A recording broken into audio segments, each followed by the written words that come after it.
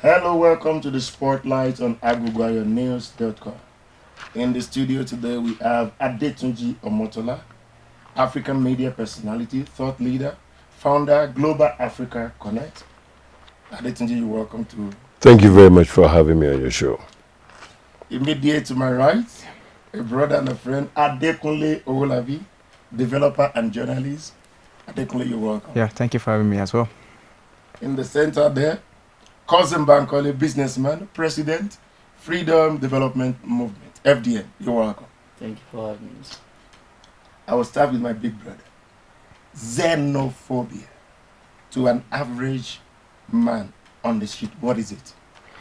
Well, the word xeno, of course, it's a Greek word, which means that foreign, right? And phobia is a fear. So taken together, xenophobia means fear of a foreigner, right? The other. So that's what it means. But obviously, in the context of South Africa, we've been told, based on the attacks that have happened of late, that we shouldn't call what has happened xenophobia, that we should call it Afrophobia. And the reason for that is because all the guys who have died, the statistics so far, over 500 people that have died have been people of African extraction. There's been no single white person that has been killed in any of those attacks, whether Bulgarian, Hungarian, Greek, or Chinese. So for the purposes of what has been going on in South Africa, we've been warned that we should rather say it's Afrophobia. Although I even found that there's another word that is that I would hope to live with us, which is Afrophilia. Okay. Afrophilia, which is the opposite of Afrophobia, or Xenophilia, which is the love of African people. Okay. Afrophilia. That makes sense. Before I leave you, I put it to you directly. We are in South Africa, and I believe you have lived here close to 20 years. Absolutely, yeah. I'm getting closer, yeah. Close to 20 years. Are South Africans xenophobic? Well, look, it is very difficult to just answer the question and say yes or no. And the reason why I say that is if you look at any country, I've traveled a little bit. I think that there are very few countries in Africa that has the volume of Africans, whether they're Mozambicans, Zimbabweans, people from Lesotho, Botswana, Nigeria, the Congo, Malawi. There's a lot of Africans from other countries here. And what tends to happen is, from my own understanding, is that many of those people, particularly those from Zimbabwe and so on, because they come from poorer countries and they're more desperate when they arrive, they tend to go and get jobs where, firstly, they don't have documentation. Secondly, they work for a little bit of money. As a result of that, they flout in the labor laws of South Africa, and then the locals become very envious of them and also distrust them. And as a result of that, they would then attack them for taking their jobs, as they say. So it is too simplistic to just say, yes, they are. But from the evidence, of course, if you look at the history of this country, a racially divided society based on color, where, everybody was able to become white except for black people. So a colored person became white. An Indian person, if you go to the Apartheid Museum, became colored, and a black person became colored or whatever, but no black person became white.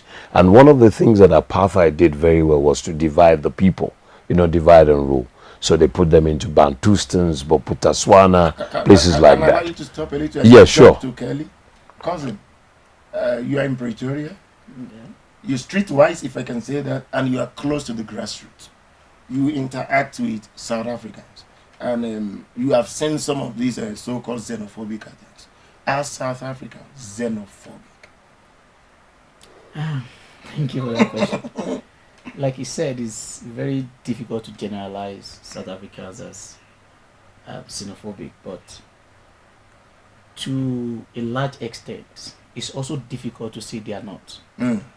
Because those who are supposed to represent them, who are supposed to caution them when they carry out attacks on their fellow African brothers and sisters, are the same people supporting them.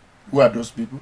I would say they are politicians, because to me, we've become a tool of politics to them. Anytime the people ask them of job, they point fingers at the foreigners. When the people ask them of service delivery, they point at the foreigners. I've not seen a foreigner that has benefited in grants as much as South Africans. I've not seen a situation whereby foreigners have been given loans as much as South Africans themselves.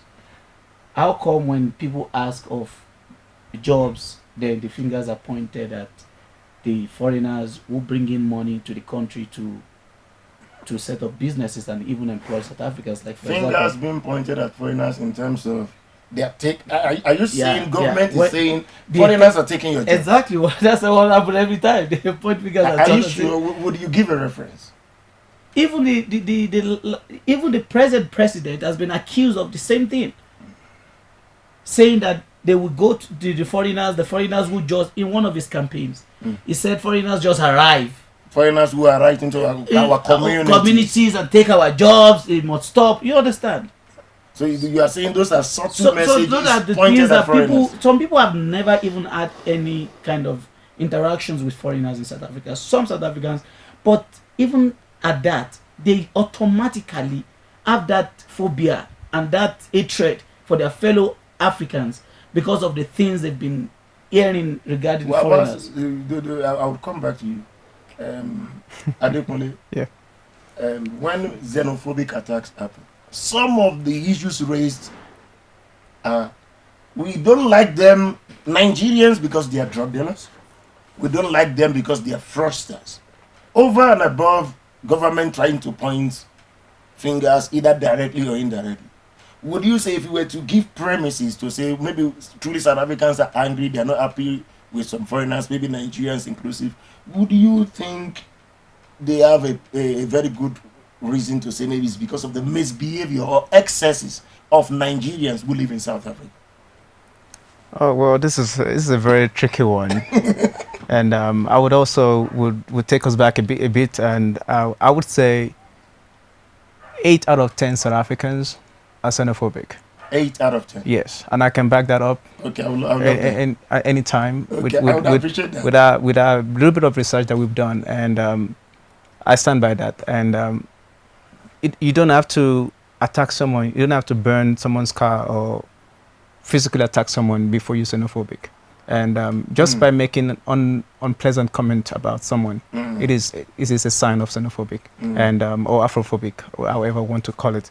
So you're saying South Africans make unpleasant I'm just giving different ways that people you can be xenophobic without necessarily being even violent. those who don't really join those who get to protest to burn people's properties, they stand on the fence or they stand on the back line and they actually point hands at those guys doing the things they shouldn't be doing. So back to your question, there's no way I would justify any wrongdoing from any fellow citizens. If we have Nigerians that are selling drugs, that are doing 419 fraud or doing crime, the reaction from the community is not, it can be justified. I do not care even if we have 1,000 or more Nigerians doing this crime.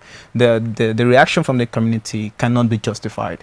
We have to follow the due process. We have to follow how the law should be applied, and law enforcement need to get involved. People need to be arrested. Investigation needs to happen. Prosecution needs to happen. So I would not justify any Afrophobic or xenophobic reaction from the community, or even based from on government. excesses of some people living in their country. Absolutely. I would connect this man from you. He said 8 out of 10. First, do you agree that 80% of South Africans are xenophobic, not directly by being violent or attacking foreigners or burning their businesses, maybe in comment, in behaviors, in discrimination? Well, I don't know much about the statistics, but what I do know is that when you look at the environment, it's like if you go to the UK, for example, you're going to be able to feel that if you're an African, that you'll be treated differently. But it's the same UK that you have Africans who have excelled extraordinarily. I mean, there's no safe space, if even as Nigerians, there are people who are crying about marginalization, People want to secede from Nigeria. People say they want to leave the country because there's a dominance from one group against the other. I mean, we saw what happened in Rwanda as well, and that's also historical. What I do know, though, is that South Africa, they suffered a special type of colonialism called apartheid, where black people were dehumanized, where they were gardeners, men were working in mines, women were domestic workers. Dalim Pofu's mother was a domestic worker. Blade Nzimande's mother was a domestic worker, and so many others. So there's a lot of discrimination. Yeah, there's a lot of discrimination, fundamental institutional racism in this country, and this country has a very violent DNA. Why are they not being repulsive towards those who oppress them? Why would you leave your oppressor and say you are transferring aggression at other people? Yes, I always come from the side of I can, not I can't. Okay. So, for example, a question has been posed to me. In our community as Nigerians, we are fully aware that we have some bad eggs in our community, but we condone those bad eggs because we don't do anything. We don't say anything, we don't do anything. Then when they kill a Nigerian who's selling drugs, what happened in Rosettenville, for example, where they burned down Nigerian houses because they were selling in Yahupe, or the Nigerians who were doing human trafficking, we all open arms and we say South Africans are xenophobic, and this is what people tell me. If a Nigerian man is doing drugs on the street, what must I do? No, hold on. Let me tell you what it is. There's something called active citizenry. Okay. So, for example, when Boko Haram stole those girls, there were people who condemned it in the strongest possible terms. I even saw Michelle Obama carrying a placard, "Bring back our girls." We saw the Ezekwesilis that went and sat down and they created an organization called Bring Back Our Girls. If we're concerned about the impact of these attacks on our people, then we should be also concerned about people coming into this country who are our brothers, who are selling drugs to young girls, luring them into prostitution. With police involvement? No, listen. What I'm saying, carry on. I'll give you an example. Yeah? When I see police conniving with drug dealers, with fraudsters going there to collect money, where do I get the gut to go and report at the police station that are drug dealers are there when the police are already involved? And I could see clearly that the police are involved. You cannot say that you don't have any. The Nigerian community in South Africa is a part of the problem because we do absolutely nothing. Okay, let me leave it there. Kelly, active and responsible citizen. Now, first take it like this. Active citizen. Must it only be South Africans? Must it only be when Nigerians are doing something bad that you should be active, or generally? Or do you think Nigerians in South Africa, they are responsible enough in terms of respecting the host country and behaving in the right way? Thank you again. First, before I answer, I overheard him, and I would like to just say a few words on what he has said. There are two parts of this thing.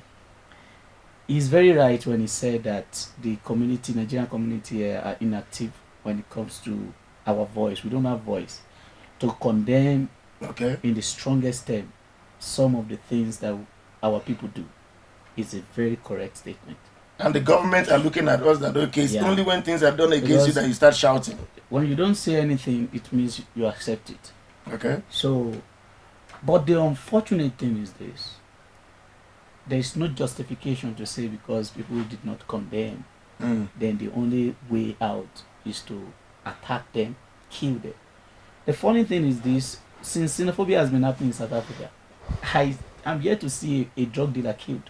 And I'm yet to hear of one fraudster or one drug dealer's business cocaine bond. You can see that the xenophobia in South Africa does not really explain that this is because of crime. Kelly, you're saying something important. Hold on there. South Africans know where these Nigerian drug dealers are. They know. If they kill drug dealers, there is no Nigerian. I've never heard of a Nigerian condemning the killing of a drug dealer, or arresting of a drug dealer, or arresting of a fraudster. I've never heard a Nigerian condemn those things. But the problem is, victims of these attacks are innocent, completely innocent. Those who are doing their And they normal know business. they are innocent. How do you enter into people's shop, destroy the shop, steal their groceries, steal their electronics, and that is fighting drugs? I mean, there is no way we can say the attacks on foreigners in South Africa is truly a response to the frustration of crime, Okay. because South Africans themselves are leading in every crime in South Africa. Question Yeah. number one: statistically, as a journalist, now have you been able to isolate a Nigerian who died in a xenophobic attack? Number one. The second question I would add to that is, in terms of active citizenry, responsible citizen, what is your take vis-a-vis Nigerians in South Africa? I would agree with Mr. Omotola on that aspect, and because the Nigerian community in South Africa is actually voiceless, and I mean the missions as well, they also not doing enough, and maybe, of course, we do have some Nigerian communities that are registered, that are all over everywhere, and unfortunately they are not really doing anything. They are just there for fanfare or whatever it is. What do you expect them to do? Maybe the Nigerian community. What should we do? I think the Nigerian community, most of them, I've seen a few of them around, and Because Egmont is part of plenty community. Egmont is in Nekasa. Egmont is in... I'm not a member of any group except except a political party, Egmont is a and my member of- political party is in People are not opposition, party. yeah. and we're in opposition, so people are sleeping. So this community groups, this social community groups, You're talking about Nigerian Union South Africa. Nigerian Union. I wouldn't want to mention. No, yeah. I would help you to mention Nigerian Union South Africa, Yoruba descendant. There's one per every Nigerian. We have one per every Nigerian. So Voiceless organizations. unfortunately, they do have their internal challenges that they face, and I do believe that looking beyond the Question, can I quickly stop? Yes. Egbo, I want to prove it to you that every time, okay, let me say this. I think I don't want to support Egbo, but I will support him indirectly. From what I have seen, from what he said, every time a xenophobic attack happens, I only see Nigerian Union shouting against xenophobia. I have never seen them talking about responsible citizenry for once. But every time there's an attack, they go to the media, they start talking. I would like to speak in their defense, because Okay, none of please. them is represented here. Yeah, speaking their So defense. in the Nigerian Union, they've been around for quite a while, and they've had different leaders over time, and they do, as I said earlier, they do We've have, had only 3 leaders in 10 years. they do have internal challenges. Would and you? I would like saying the reason I they would- are not responsible is because they've got internal problem. not necessarily. I would not want to make this conversation about them per se. I'm just taking it from you that Nigerian Union South Africa, from my observation, media report, the only time I see them talk is they shout against xenophobia. I have never No, read anything no. about them where they campaign for responsible citizenry, where they say Nigerians must be responsible, where they have even gathered Nigerians to talk about how to be responsible. They recently did a campaign in December around Rosettenville where they were handing out flyers. Okay. Where they were handing out flyers and saying the Nigerian Union condemned crime. Okay, beautiful. And it may not have gotten a lot of media attention, which I think South African media should also have reported such effort as well. So they they did it in December. in recently, yeah, Oh, just 2 beautiful. I months think ago. I can also That come is to their commendable. aid. I think they've done, just to add to that, I think the biggest challenge, and he raised that point, you cannot be a pan-Nigerian organization and not have resources. And the key resources they need is visibility resources, so media. Because, for example, even the Nigerian Doctors Forum, they did something very special. The refugee crisis in Pretoria, the doctors went there and gave about 20 toilets, but guess which media was there? Channels. And I phoned them. I tried to meet with their PRO to begin to work with them, because I'm in the media space, that you can bring channels, but they must be an appendage of others like SABC, ENCA, Newsroom Africa, even BBC and all that. Because the Doctors Forum is top heavy with very successful Nigerians. Now, with the Nigerian Union, they did an event in Pretoria to do with immigration, because immigration is a key problem for many migrants here. They also did the Rosetta, which I saw. But the question is, how many South Africans? That's why I applaud you for what you're doing with your Nigerians in South Africa. How many South Africans even know about the Nigerian Union? They know more about Davido and Dibanj and so on. And Nigerian Union here should be as popular as Davido, because there's so many Nigerians that are members of the Nigerian Union, and they have made a lot of bones. From my little experience, we are in the age where you can say the media advancement of content is the most affordable now. That it costs little or nothing to send messages, to send out messages, even to record. You can use your phone, you can send via WhatsApp, you can upload on Facebook. So I'm saying, I may not fully agree with Egbo on that one, that maybe they need too much resources in this age and time. I may say they need more of responsible, proactive activities that they need to do periodically. Because some of the, even in the during xenophobic attacks, I can tell you 70% of the content I got was from my phone, not from mainstream media, not from BBC, not from CNN. Even most of the misconceptions were through information that landed on people's phone. So that, I'm coming back on that one. Kelly, many Nigerians will say, when Nigerians will say, no, we're going through problem in South Africa. Some will say South Africans are xenophobic. But when they say Nigerians are drug dealers, you repel. Say, no, don't generalize. Are we not generalizing? The same thing we don't want. No Nigerian wants to be labeled a fraudster. He will get angry. I say, not all Nigerians are fraudsters. You can't call a Nigerian man a drug dealer. I say, not all Nigerians are drug dealers. Why is it comfortable for us to think that South Africans are xenophobic? Is it not the same generalization that we don't want that we are doing? You're right. But I don't think that many people would generalize anyway. To some extent, some Nigerians do say South Africans are xenophobic. Me, I can tell you, I would say 80% of Nigerians say it, if I check from what my discussions with people. But I think they say it being unconscious of, oh, I'm actually referring to the whole of South Africa. Because I don't think there's a Nigerian in this country who has not had encounter with good South Africans and maybe the bad ones. Do we generalize? I don't want to. You know why? You know what I'm saying? I've heard people say it, but most of the time when I now say to them that, are you saying that you don't know any South Africa that is good? Then they come back and say, oh, what I mean is, you understand what I'm trying to say? We might say, some people might say, South Africans are xenophobic, but it doesn't. If you look at the content, what they're trying to say, it's not really like they are talking of the whole. It's not possible for the whole of South Africa. Are you saying when South Africans say Nigerians are drug dealers, that you must They listen too. carefully, that They they are too. not saying, because you must be able to Serious. separate it. Yeah. Are you saying the perception that majority of Nigerians are drug dealers and fraudsters in South Africa? You're saying the perception is not existing. That when they say they mean a minute percentage, or they actually think that a whole lot of you are drug dealers. Which one is it? I don't. I have a lot of South Africans. I have a salon in town. The best black salon you can find in the whole of Pretoria. You pay for is that mine.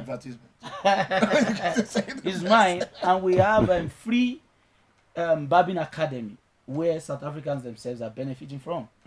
So we deal with a lot of South Africans. Like, how many Nigerians are supporting us? Maybe 1%. 99% of our people are South Africans. My manager is a South African. And So, they are dealing with you as you a understand? businessman, and they We don't have any wrong perception against live you. fine together. So when South Africans too say, Nigerians are drug dealers, believe me, an average of them is not referring like the whole of Nigeria. I'm coming It's back. not Question, possible do you for agree? everybody to That agree. perception, I want you to look at that perception, both sides.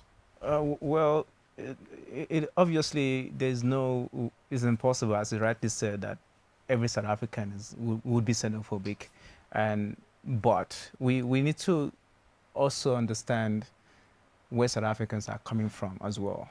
And I would just quickly take us back a little bit, if I'm allowed to. And You're pre-1994. married to South African, you're married to South African. Yeah. Okay, I just put that so that it can, My wife is half South African. yeah, okay, so that it can be an appropriate context.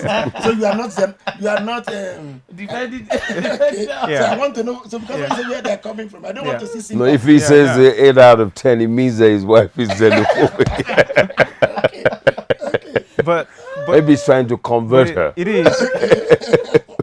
When I say 8 out of 10 South South Africans, you know, the severity of the xenophobia in them might not be as high as compared to Different frequencies. thank you very much for that word. So, but where I'm going is when South Africans react to what Nigerians have done in South Africa, there is a history behind that. South Africans are, if I would say, most South Africans are violent people, and they have allowed the past to actually remain with them. Like when they are unhappy about service delivery, they go around and protest and burn cars and burn whatever they can find. They would even burn their mayor's house if they find him to be wanting.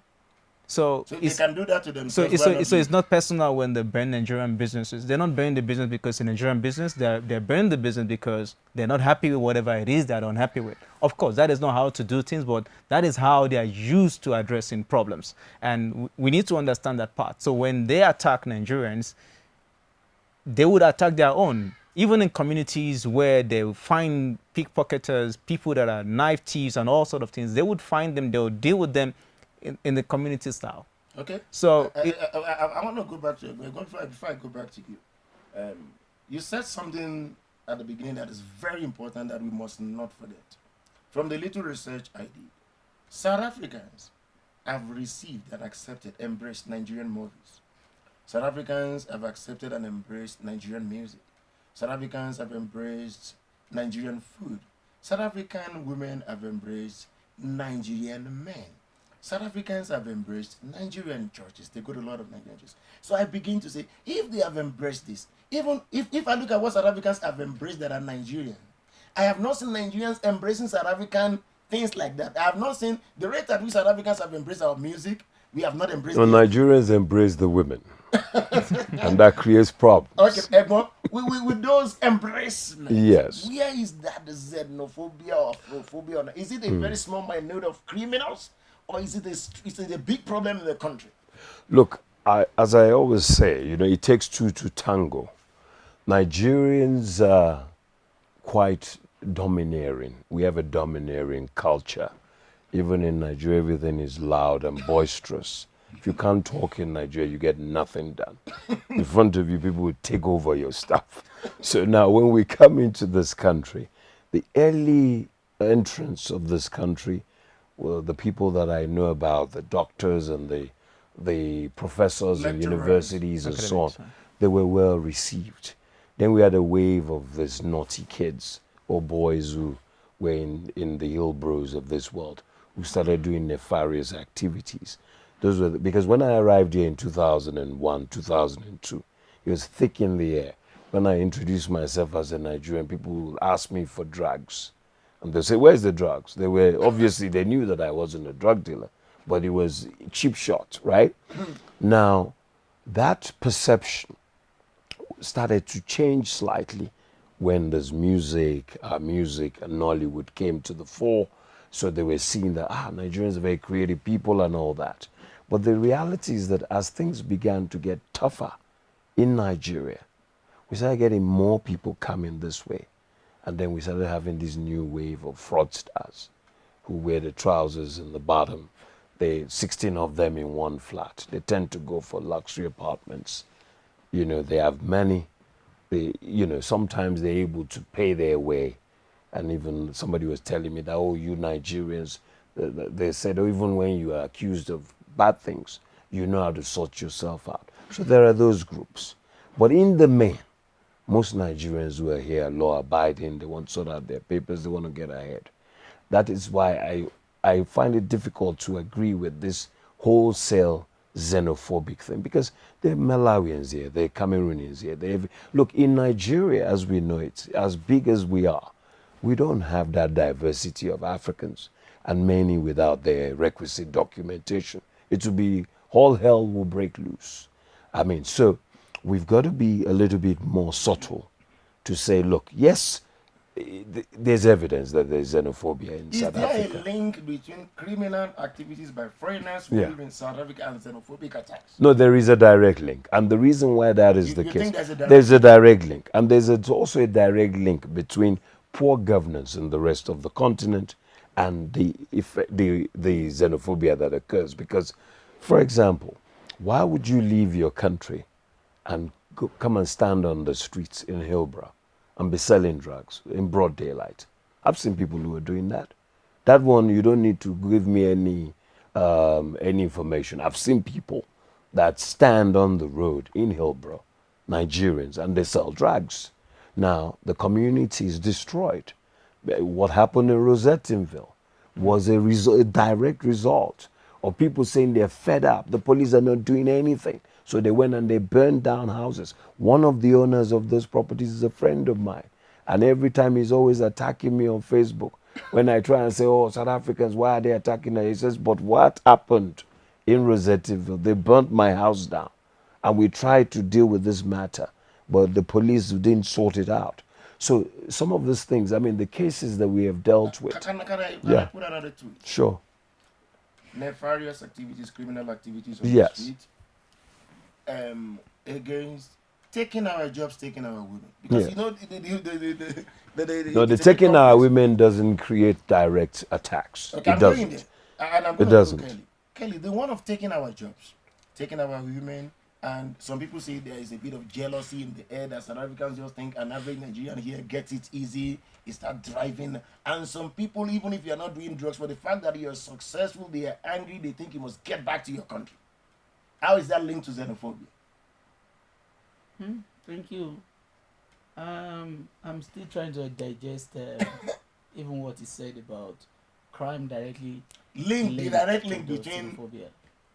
I happen to be one of the early investors of in car business in South Africa, where we go to SMD, we buy accidental cars, we fix and sell, and then finally, when the business boom, I got my own workshop and I employ people. I would like to tell you guys that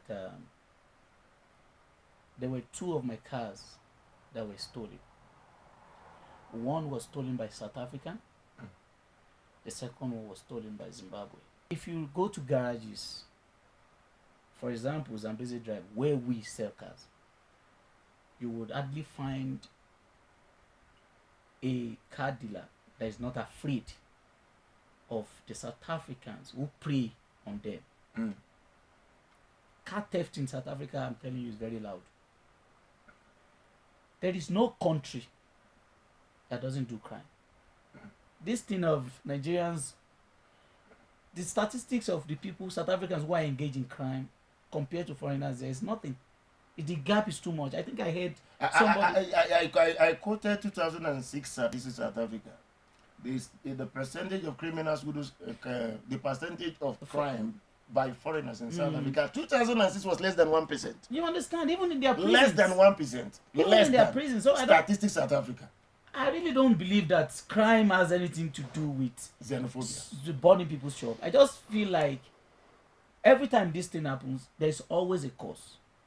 People will say, for example, they will say they are tired of what is happening in their area, what, that is why they want to burn. But when you know the drug dealer, because before you can start to shout that they are selling drugs here, you must have, this drug dealer, everything. Believe me, if these attacks were carried on against those who commit these crimes, I'm very sure nobody is going to be talking of. We are not going to be talking of xenophobia. I'm going to quickly come back to it. I'm going to say this. Yeah.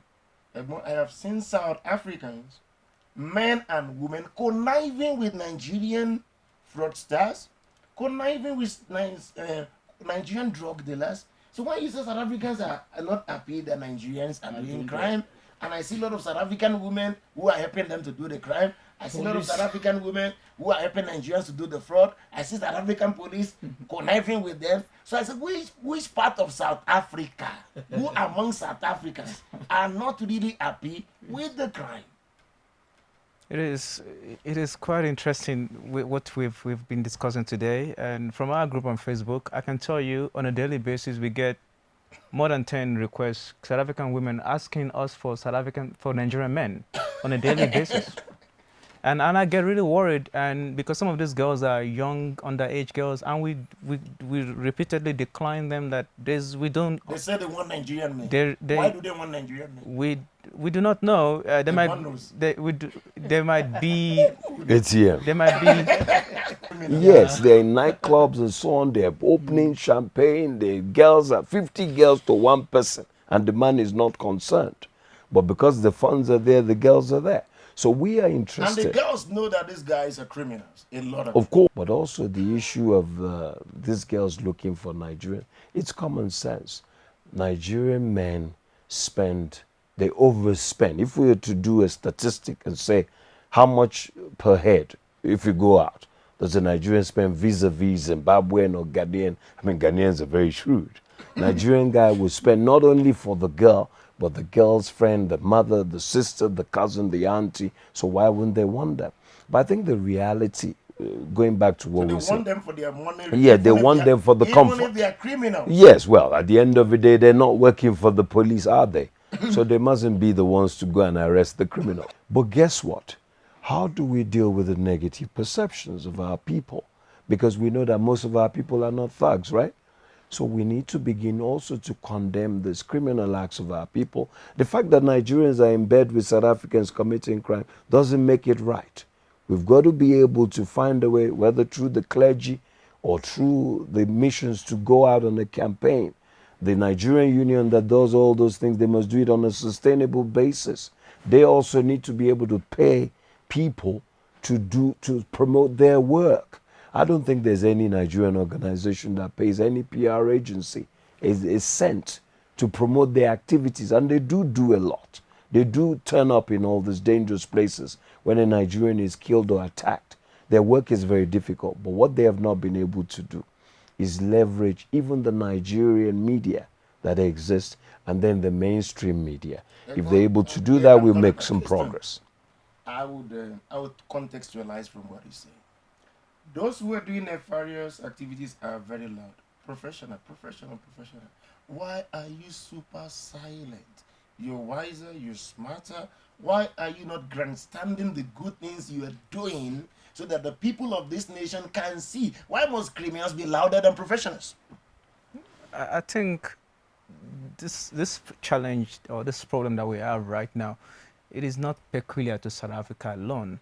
And Nigerians in diaspora, we have a lot of Nigerians in diaspora, but you only get to hear about the negative things that Nigerians are doing in diaspora at large. So let me take us back now to South Africa. I recently had an interview on the radio, and I did mention to them, we discussed about the Nigerian negative perceptions. Is it a myth or is it a reality? And I did emphasize to that to the interviewer that it is a reality.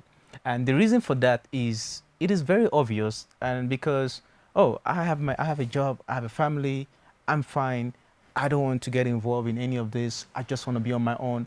And I think Mr. Omotola answered that question earlier on when he said the citizens of Nigeria, wherever you are, you're in the Santins of the world or in Ilbros of the world, we all need to get together and condemn this, and not just condemning this. If we have to take a walk, let's take a walk. If we have to protest, let's protest. If we have to use social media, whatever we have to do, is we cannot just sit back and leave the work only to the Nigerian Union or to our missions. We all have to get involved in changing or rewriting our story or changing the narrative or whatever we want to call it. Kelly, It's all our responsibility. No. If I say I'm not a Nigerian and I want to get a document that tells me about the good things Nigerians are doing in South Africa, there's nowhere to find it. You guys are professionals. Why is that difficult to do? Why can't I say, okay, why can't we have a database of even Nigerian professionals in South Africa? Why are No, we have set that up. I founded the guild. Why are you the not Guild of celebrating Nigerian your professionals who are doing No, we well, do your that. great achievers? No, we do that. For example, in fact, a few weeks ago, because there was a guy, this guy is a boyfriend of a great South African star, music star. So we had dinner, and the guy said to me, Adetunji, you're talking, eh? Okay. Why is it that when there's a crime, they always say a Nigerian man? Where are the women? Do they run? I said, of course they run. They run very fast. Not like the Kenyans, but they run. I'm going to say this, Ken. So there you go. How far is this true? There are South Africans, even the ones that are xenophobic, they have seen Nigerian lecturers, they have seen Nigerian professionals, they have seen Nigerians who are doing well in South Africa. They chose to close their eyes at those ones and pick on the few criminal elements.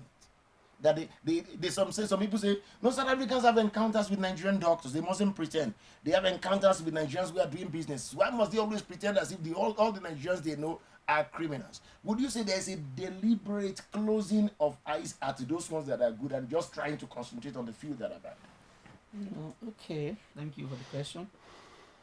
If all of us here, we are here now because things are fine, I'm very sure we might not be from the same state. If something happens between us now and this man does something bad, immediately I can start saying that these people from Ijebu or these people from Ekiti. You understand? So discrimination is, when there's a problem, we begin to extract ourselves and divide each other. But what I would say is, like, for example, somebody just at the same building where my salon is a lawyer. He was on TV during the last Xenophobia when they were interviewing South Africans. And this guy was the one very adamant saying that Nigerians are drug dealers and that where do they work?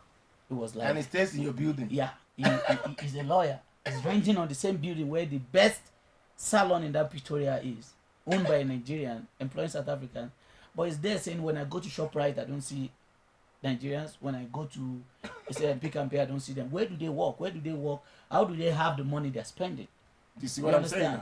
So maybe the Nigerian took his girlfriend. That's why I always warn Nigeria, don't take someone's girlfriend. They don't listen. I say he hasn't married the girl.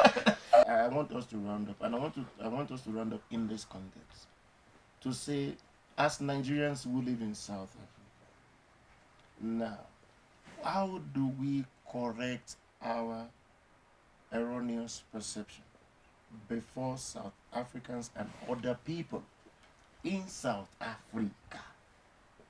Because for somebody to be say they are xenophobic against, if you can't correct or influence South Africans to behave in a particular way, you should be able to correct, influence your own community. How do we do that? Correct the perception, promote responsible citizenry amongst Nigerians who live in South Africa. That problem. Okay, look, they say charity begins at home, right? I have a young son who is 16, 17, right? And what I tell him every day is that he mustn't expect anything from anybody. He should do for people rather than them doing for him. Now, going to the larger picture, our community, what I say to our people, because we have the problems some of them stems from documentation, immigration issues. Somebody goes and marries somebody they don't know very well because they want to settle down. It creates a problem. Then the issue of even the kind of work that we do. I know that many of us would like to work in an office with a tie, but then what are you doing to get into an office? Because it's a hoop. When I was in London, I didn't just get a job in the office. I had to knock on doors. I was selling paint. And then from there, even at some point, I was working as a full-time cleaner. And I'm very proud to say I've worked as a full-time cleaner, even though I had a degree. Are people improving themselves? So if we want to change the perception of the negative perception of our people here, we need to encourage each other to improve. I came up with a concept called immigration, economics, and integration. Immigration, get the right paperwork. So if you have a student permit and you are not and you are working, that's not the right permit.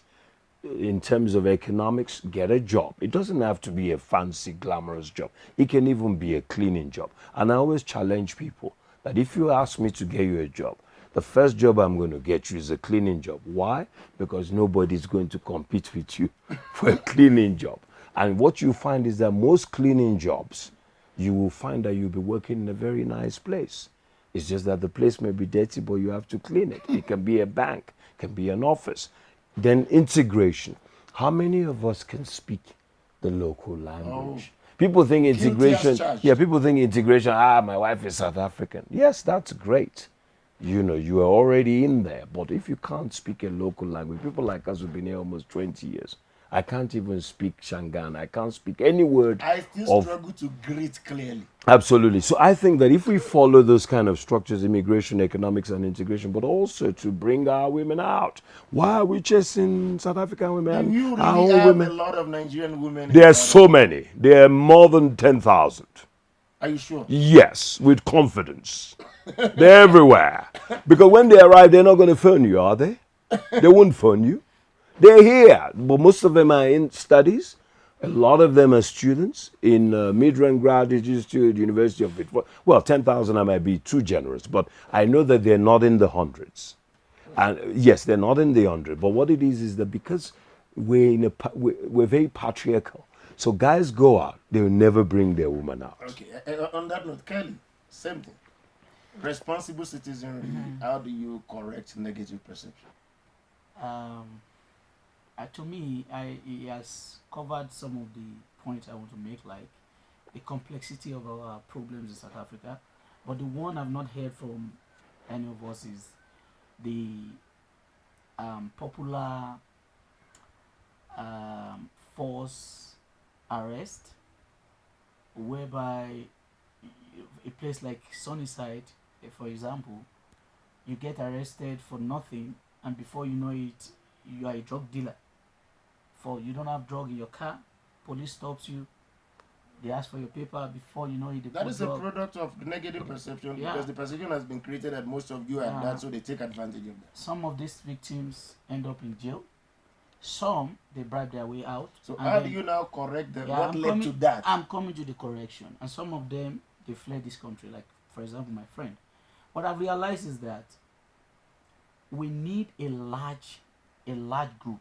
They say when spiders come together, they can even tie up a lion. If we don't unite, the same thing that is giving us problem in Nigeria is disunity. And it's what is affecting us everywhere in the world. We need to unite together. If, for example, this organization needs 1 million naira, if they are looking for 1 million naira, it might be very difficult because they have few people to talk to. But if 1 million people donate 1 million naira, they only need to donate one naira. Trying to say is this: when we come together and we have numbers, we can easily do a lot of things. Nigeria, I believe, in anywhere, not just in South Africa, need good legal representation. When we are in trouble, you find out that because all Nigerians are always on their own. You have, But they came here by themselves. well, no, but yeah, we came to this world. We came to this world by ourselves. Kelly, many other Africans believe Nigerians are very united and they are very formidable. No, and maybe they help one another. maybe they believe that, but I Are you believe saying that is not the reality? it's not the reality. We all know because we get into a lot of troubles that our people cannot handle. And when we get into these troubles, these are the troubles they promote. They promote it like it's true. But why don't we Nigerians are- then promote the then- things that then are the- good? Then the other one that we need to do, because we can't do anything without funding. No organization can operate without proper funding. Now You can talk, you don't need funding to talk. the next thing we need to do is to promote the good things that Nigerians are doing in this country through every possible means that we can use. Thank you. Adekunle. Yeah, I won't take much of our time, but I don't think with everything that we've said, none of those ideas would work if our government back home don't really take us seriously. Our government needs What do to you really. need government? No, our government back home, if Nigeria is not fixed, if our country is not in good shape of how a true governance should be in Nigeria, it will have what we are facing in South Africa right now is a reflection of what our country is like. So it starts from home. Of course, knowing that we have to hold our hand of the bargain as well, we have to do what we have to do. But if home is not fine, we're still gonna have more people coming from Nigeria every now and then misbehaving, doing misconduct and all sort of If things. home is not fine and you have created a system that works, they get into it's like you change your rooms. You're coming from a very bad weather, you get into a very good weather, and the good weather affects you. Nigerians who are here have no business trying to get any support from Nigeria. This is our constituency. There are many successful people here. In fact, there are people here who will give you money and say, look, I don't have time to follow you. Here is money. Why are Nigerian churches doing well? Is it easy? It cannot be easy. But guess what? Once people see that you are determined and you have a purpose, so the reality for us here is that we are not organized and we are waiting for somebody else to lead us, and we don't have a program of activities that our people can key into. Okay, beautiful. But there's May on that note, June I would round up. So Sure. I would take it from you, Ebon, that what you're saying is be the change you want to see. I would take it from Kelly, legal representation, enough media activity, grandstanding, spotlighting, highlighting what they want to see. I would take it from Kunle, responsible behavior from home to this place. On that And he note, wants government to support anything we do. Not necessarily, but I was just speaking in the terms of, I would just quote, there was a time there was a xenophobic attack. I can't remember the year when this Sitole was killed in Alexandria, and Zuma spoke about it. And one of Zuma's comment that I picked up was he was actually calling African leaders to please fix your countries, so that so that people don't just. Yeah, but you called them at the wrong time. Obvious- As part of the AU, you should have told them at the AU and okay, said, this is I'm going to round up. Yeah, like this. I just feel like we would. I'm in support of every suggestion that they But made, we also say but there must be It's a part responsible of the governance solutions, yeah, from exactly. home. it needs to come from Okay, home as beautiful. well. Thank you very much, everybody. It's been a wonderful time, and I trust that another time I'm hoping to see a lot of programs come from you, Ebon, based on I love the energy, I love the vibe that I have seen, and I believe Kelly will connect with you, and they will connect with one this another. man has promoted his salon. I must follow him there. Okay. It is on that note that we are ending. That is about it on Spotlight on agubayournames.com. Till we'll come your way again. Stay blessed.